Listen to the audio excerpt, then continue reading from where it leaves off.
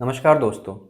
तो अब तक आपने देखा कि किस तरह से थायराइड की गांठ का बिना सर्जरी के माइक्रोवेव से या आरएफए से ट्रीटमेंट किया जा सकता है। तो आज हम बात करेंगे सिस्टिक थायराइड नोड्यूल या थायराइड की गांठ जिसके अंदर प्रीडोमिनेंटली लिक्विड कंपोनेंट या फ्लूइड कंपोनेंट होता है। तो इस वीडियो में हम बात करेंगे कि कब इनके इलाज की आवश्यकता पड़ती है और कैसे बिना सर्जरी के इनका इलाज किया जा सकता है। तो पॉइंट नंबर 1 कि सिस्टिक थायराइड नोड्यूल या नोड्यूल जिनके अंदर लिक्विड भरा हुआ है उनके ट्रीटमेंट की आवश्यकता कब पड़ती है। तो अगर ये गांठ साइज में छोटी है और किसी भी तरह का कोई सिम्टम नहीं प्रोड्यूस कर रही है, इससे पेशेंट को कोई भी परेशानी नहीं हो रही है, तो आपको इसके लिए किसी भी तरह के ट्रीटमेंट की आवश्यकता नहीं है।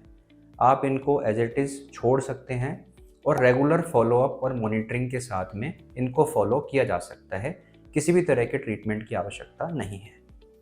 पॉइंट नंबर 2, अगर ये गांठ साइज में बड़ी होती है या कोई सिम्टम प्रोड्यूस करती है, जैसे कि गले में भारीपन होना, आवाज़ का चेंज होना, खाना निगलने में दिक्कत होना या गांठ का दिखना, उन कंडीशन में इसके लिए बहुत सारे नॉन सर्जिकल ऑप्शन अवेलेबल हैं जो कि सोनोग्राफी की मशीन की मदद से किए जा सकते हैं। हम उसके बारे में बात करेंगे।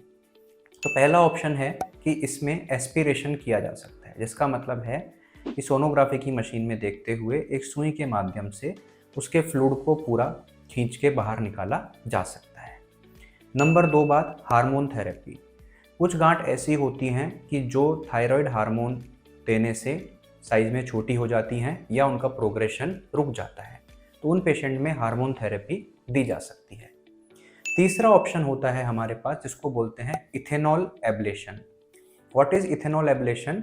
इसके अंदर हम क्या करते हैं, गांठ के अंदर का जो भी पानी है उसको सोनोग्राफी की मशीन में देखते हुए इंजेक्शन से हम खींच लेते हैं और उसके बाद में उसके अंदर इथेनॉल या अल्कोहल, जो एक दवाई का काम करता है, वो डाल दिया जाता है।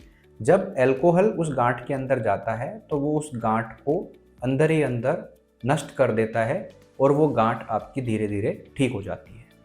चौथा ऑप्शन जो है वो है रेडियो फ्रीक्वेंसी एब्लेशन या माइक्रोवेव एब्लेशन, जिसके अंदर एक पतली सी सुई या पतले से इलेक्ट्रोड को उस गांठ के अंदर डाल के और उस गांठ को अंदर ही अंदर बर्न कर दिया जाता है।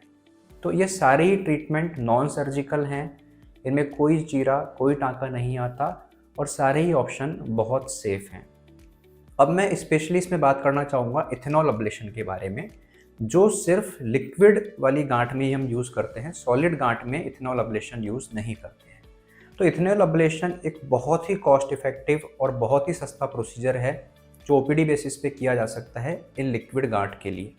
तो इस वीडियो को आप ध्यान से देखिए, मैंने जो आपको चीज़ें बताई हैं इसको आप ध्यान रखिए, और अगर आपको कोई सिम्टम्स आते हैं या आपको कोई परेशानी होती है इन गांठ की वजह से, तो आप हमसे कांटेक्ट कर सकते हैं और हम आपको फर्दर ट्रीटमेंट के लिए गाइड कर सकते हैं।